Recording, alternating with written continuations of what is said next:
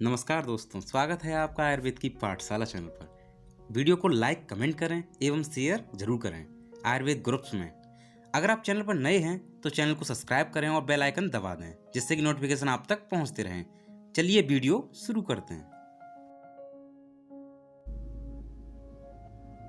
नमस्कार दोस्तों, स्वागत है आपका मेरे चैनल आयुर्वेद पाठशाला के साथ और आप ट्यून कर चुके हैं आयुर्वेद की पाठशाला चैनल। तो आज जो हमने टॉपिक लिया है वो रचना शरीर का एक बहुत अहम टॉपिक है और इम्पोर्टेंट टॉपिक है बीएमएस फर्स्ट ईयर के लिए। और मुझे ऐसा लगता है कि ये बीएमएस के लिए तो है ही इम्पोर्टेंट, लेकिन एक जानकारी के लिए काफ़ी चीज़ें ऐसी होती हैं आयुर्वेद में जो कम अगर एक साधारण व्यक्ति को भी पता होना चाहिए। तो उसी क्रम में मैंने क्या लिया है, रचना शरीर में मृत शोधन पद्धति। मृत शोधन पद्धति का देखिएगा, यहाँ पे आपको दिख रहा होगा मृत शोधन एवं संरक्षण या मृत शरीर का शोधन और संरक्षण या प्रिजर्वेशन ऑफ डेड बॉडी, मतलब कैसे हम लोग इसको रखते हैं और इसका डिसेक्शन कैसे करते हैं और प्रैक्टिकल एनाटॉमी कैसे करते हैं। तो उसी क्रम में देखिएगा स्टार्ट करते हैं हम लोग। तो आप कैसे हैं आप लोग, आई होप आप लोग अच्छे होंगे। तो चलिए शुरू करते हैं आज का ये टॉपिक। तो देखिएगा क्या है, जैसे मृत शोधन करना है तो प्रिजर्वेशन करना है तो उसको क्या क्या करना पड़ता है हमें देखते हैं। तो शरीर के अंग प्रत्यंग विभाग, जैसे अंग प्रत्यंग कितने जिसके विभाग हैं वो पूरी, और शरीर संख्या और व्याकरण शरीर आदि के लिए एक, और जहाँ शास्त्र ज्ञान थ्योरेटिकल नॉलेज आवश्यक है, ठीक है, इसके लिए।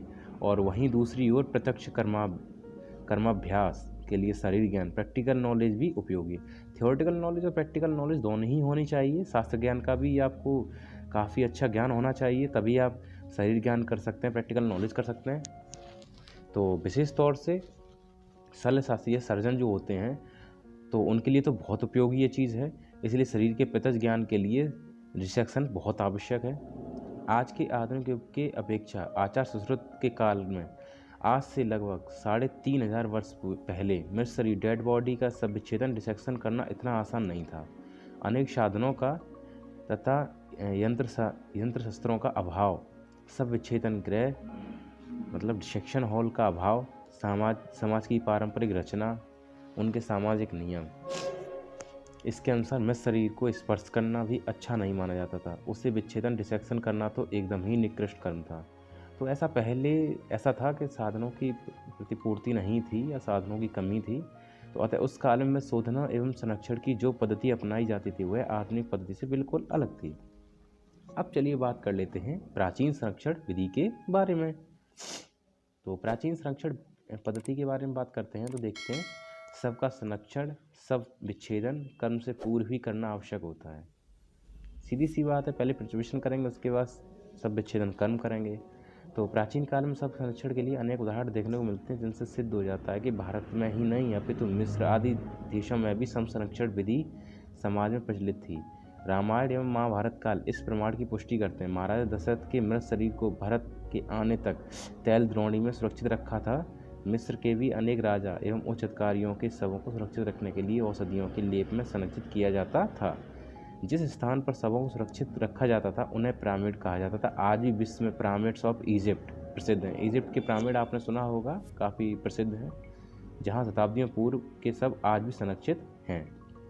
तो उसी क्रम में देखिएगा सुश्रुत संहिता के शारीर स्थान 5 में 61वां श्लोक में शरीर के अंग प्रत्यंगों का प्रत्यक्ष ज्ञान प्राप्त करने हेतु सबको संरक्षित करना एवं उसके बाद सब विच्छेदन का विधान बताया है। तो देखिएगा इसी प्रकार ये पूरा श्लोक है। तस्मात् समस्त गात्रम अविशो बहत्तम अधिक व्याधि पीड़ितम अवर्ष सतिकम निशिष्टात् पुरुषात् पुरुषम वहंताम्याप गायाम निबद्धम पंजरत्थम मुंजबलकल पुष्कर्ण सड़ी दीनानाम अंत्येष्टि बेष्टितांग प्रत्यंग अप्रकाशे देशे कोते सम्यक प्रकृतम चोद्धृत्य ततो देहम सप्तरात्रा दुशीर्बाल वेणु बल वलकल कूर्चा न मन्यतमेव शनै शनै वर्षे त्वागा दीनानाम सर्वनेव बाह्य अभ्यंतर विशेषान अभ्यंतर अंग विशेषान यथोक्ताम लक्ष्येक्षा। आपको भी याद ये करना ही पड़ेगा और बहुत इंपॉर्टेंट श्लोक है, ये आता भी है। तो उसी क्रम में देखिए सब संरक्षण एवं सब विच्छेदन की पद्धति। अतः शरीरगत अंग प्रत्यंगों की प्रत्यक्ष ज्ञान प्राप्त होने के लिए जिसके शरीर में संपूर्ण अंग प्रत्यंग हो, जिनकी मृत्यु विष या पॉइजन से ना हुई हो, जो दीर्घ काल से व्याधि पीड़ित ना हुआ हो, इसकी आयु 100 वर्ष से कम हो, शरीर पर लगा हुआ अंतर्गत मल साफ किया गया हो। तो ऐसे अपने शरीर को तेज़ी से ना बहने वाली नदी में पिंजरे में बांधकर मूंज जो होती है, वृक्षों की छाल या वलकल पेड़ का छिलका, कुछ सड़, इनमें से किसी एक वस्तु से अंग प्रत्यंगों को लपेटकर अप्रकट स्थान अंधेरे में सड़ावें। फिर 7 दिन के बाद भली भांति सड़े हुए उस मृत शरीर को नदी से बाहर निकालकर पिंजरे तथा मुंजादी आवरण को हटाकर उसी खस, बाल, बेड़ू मतलब बांस, वलकल वृक्ष की छाल, इनमें से किसी एक से तैयार की हुई कूर्ची या कूर्चा से धीरे धीरे खुरसते घिसते हुए पूर्वक सब त्वचाओं को बाह्य एवं आभ्यंतर अंग प्रत्यंग को आँखों से देखें। तो ये इम्पोर्टेंट श्लोक नहीं है, आगे बढ़ते हैं। इतना करने पर भी आचार्य सुश्रुत कहते हैं कि शरीर में जो भी सूक्ष्म से सूक्ष्म रचनाएं हैं उन्हें हम अपनी आंखों से चर्म, चक्षु, नेत्र आंखों से नहीं देख सकते, इसलिए ऐसी सूक्ष्म संरचनाओं का ज्ञान गुरु या आचार्य द्वारा ही प्राप्त हो सकता है। अर्थात ज्ञान चक्षु, तत्पक्षु, दिव्य चक्षु, माइक्रोस्कोप लेंस, मैग्नीफाइंग लेंस से देखना चाहिए। तो अब देखिएगा आगे, आचार्य सुश्रुत के समय में संरक्षण में शोधन पद्धति, संरक्षण के पूर्व में शरीर की परीक्षा एवं सावधानियां या पूर्व कर्म, जिस सब की पूर्ण मतलब जैसे एक शर्तें थीं जिसमें कि ये आता था कि हमको क्या करना चाहिए। तो देखते हैं आगे संरक्षण के पूर्व में शरीर की परीक्षा एवं सावधानियां पूर्व कर्म, जिस सब में पूर्ण अंग प्रत्यंग हो, जिसकी मृत्यु दीर्घकालीन व्याधियों से ना हुई हो, जिसकी मृत्यु विष प्रयोग से ना हुई हो, जिसकी आयु 100 वर्ष से कम हो। अब देखिएगा preparation of the dead body या संरक्षण विधि कैसे करते हैं वो संरक्षण। तो ऐसे में शरीर को मूंज, छाल, कुश एवं सड़ आदि के द्वारा भली भांति लपेटकर पिंजरे में रखकर तेज न बहने वाली नदी के जल में डुबोकर बांध देना चाहिए। अब डिसेक्शन की बात आती है, शवविच्छेदन। 7 दिन बाद भली भांति फूले हुए शव को नदी से बाहर निकालकर और पिंजरे तथा मूंज आदि के आवरण को हटाकर खस, बांस, छाल अथवा बालों के द्वारा निर्मित कूची से धीरे धीरे घसड़कर त्वचा आदि बाह्य और आभ्यंतर अंग प्रत्यंगों को पृथक करना चाहिए। इस विधि को हम अकर्तनक शवविच्छेदन, ब्लंट डिसेक्शन के नाम से जान सकते हैं, जो सूक्ष्म रचना को भी बिना क्षति के देखने या खोज लेने की सर्वोत्तम विधि है। उपयुक्त विधि से चर्म चक्षुओं द्वारा शरीर के स्थूल अंग प्रत्यंगों को देख सकना तो संभव, परंतु शरीर के सूक्ष्म भावों का ज्ञान चक्षुओं से ही संभव है। अब देखिएगा, हमने ये अभी जो पढ़ा था ये आधुनिक नहीं था, ये मधुसूदन पद्धति हमारे आचार्यों के टाइम की थी। अब हम पढ़ते हैं आधुनिक समय में संरक्षण एवं मधुसूदन पद्धति।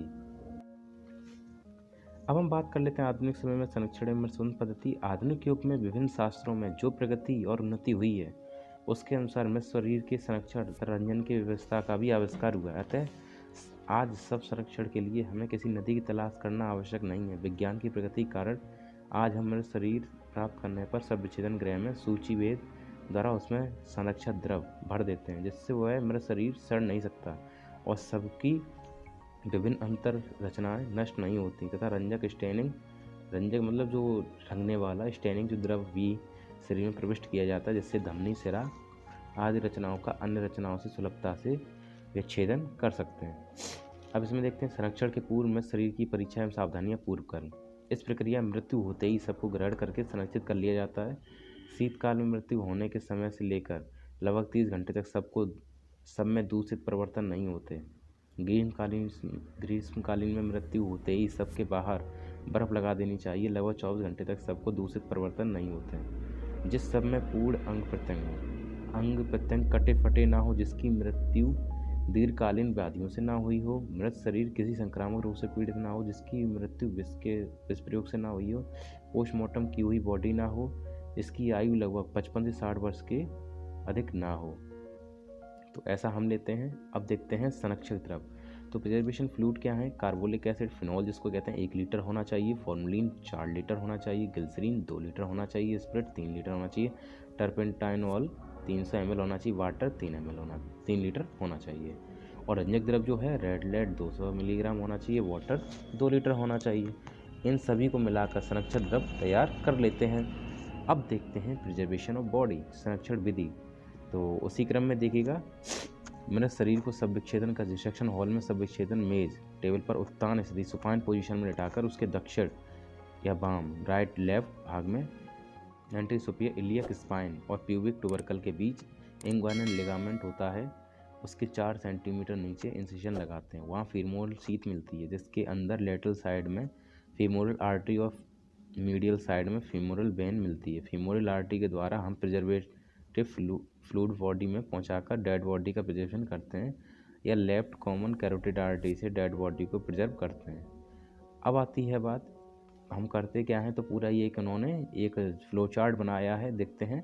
एंटीरियर सुपीरियर इलियक स्पाइन, इसमें इंगुइनल लिगामेंट होता है, प्यूबिक ट्यूबरकल, इसको बिलो 4 सेंटीमीटर नीचे कट करते हैं नीचे, और उसके बाद फीमोरल शीथ मिलती है। फीमोरल आर्टरी जो कि लेटरल साइड होती है और फीमोरल वेन मीडियल साइड होती है।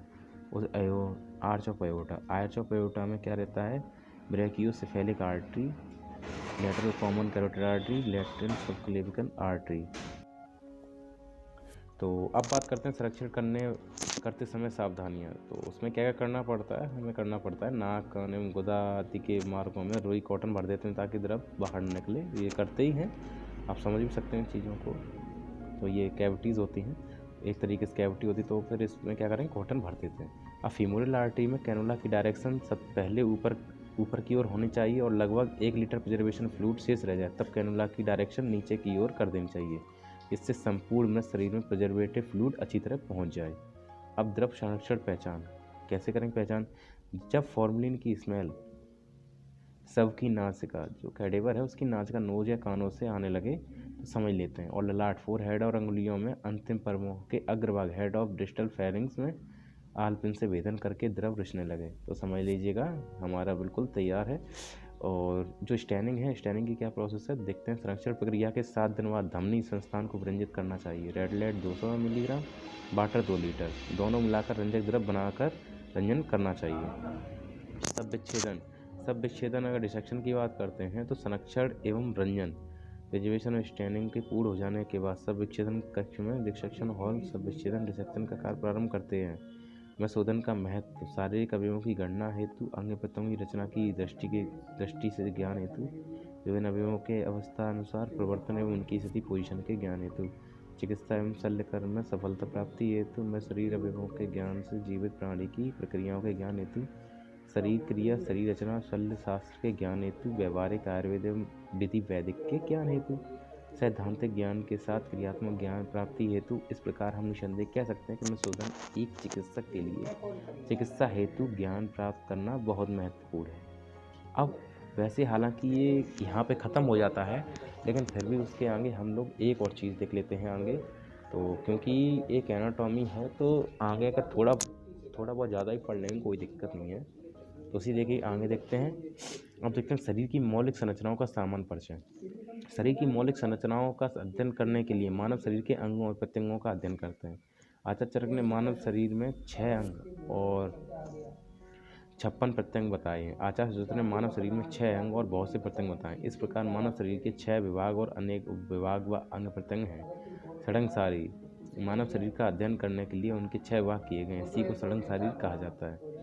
तो इसका एक वो भी है, श्लोक है, तत्सडंग शास्त्रो मध्यम पंचम षष्टम सिर इति। तो शरीर के 6 भाग निम्न प्रकार से हैं: दक्षिण ऊर्ध्व शाखा, वामन ऊर्ध्व शाखा, दक्षिण रथ शाखा, वामन रथ शाखा, मध्य शरीर, सिर एवं ग्रीवा, right upper limb, left upper limb, right lower limb, left lower limb, trunk, thorax और एब्डोमेन, और हेड एंड नेक। तो संस्थान के अनुसार इसमें शरीर के प्रत्येक अवयव ऑर्गन का पृथक रूप से संस्थानों के अनुसार अध्ययन किया जाता है, जैसे अस्थि विज्ञान, ऑस्टियोलॉजी, मांसपेशी विज्ञान, मायोलॉजी, संधि विज्ञान, आर्थ्रोलॉजी, रक्त व संस्थान एवं सिरा धमनी विज्ञान, वास्कुलर सिस्टम और एंजियोलॉजी, नाड़ी विज्ञान, नर्व सिस्टम और न्यूरोलॉजी, श्वसन व संस्थान, रेस्पिरेटरी सिस्टम, पाचन व संस्थान, डाइजेशन सिस्टम, मूत्र व संस्थान, यूरिनरी सिस्टम, प्रजनन व संस्थान, नाटल सिस्टम और रिप्रोडक्टिव सिस्टम, अंतरंगी विज्ञान, स्प्लेनोमेटरी और ज्ञानेंद्रिय सेंसरी ऑर्गन। इस प्रकार शरीर की मौलिक संरचनाओं के परिचय के लिए षडंगसारी और संस्थान के अनुसार शरीर के अवयवों का अध्ययन करते हैं। ये जो षडंगसारी है बहुत इंपॉर्टेंट टॉपिक है और बहुत अच्छा भी टॉपिक है और आपको आसानी इसमें समझने में मिल सकता है। तो अगर आपने षडंगसारी के बारे में नहीं वीडियो देखा है तो आप मेरी प्लेलिस्ट में जाकर षडंगसारी के बारे में भी देख सकते हैं वीडियो, उसी के टाइटल में मैंने एक वीडियो बना रखी है। तो आई होप आपको वीडियो आज का अच्छा लगा होगा। वीडियो अच्छा लगा है तो प्लीज़ लाइक कमेंट करिए, दोस्तों शेयर करिएगा, आयुर्वेद ग्रुप में शेयर करिएगा। अगर आप मेरे चैनल पर नए हैं तो प्लीज़ चैनल को सब्सक्राइब करके बेल आइकन दबा लो, ऑल नोटिफिकेशन क्लिक कर लीजिए, जिससे नोटिफिकेशन आप तक पहुँचता रहे। और अगर आप मेरे पुराने सब्सक्राइबर हैं तो प्लीज़ आपने बेल आइकन दबाने के बाद नोटिफिकेशन के लिए बेल आइकन के बाद ऑल नोटिफिकेशन क्लिक कीजिए, जिससे कि नोटिफिकेशन आप तक पहुँचता रहे। मिलता हूँ नई वीडियो में, तब तक के लिए धन्यवाद।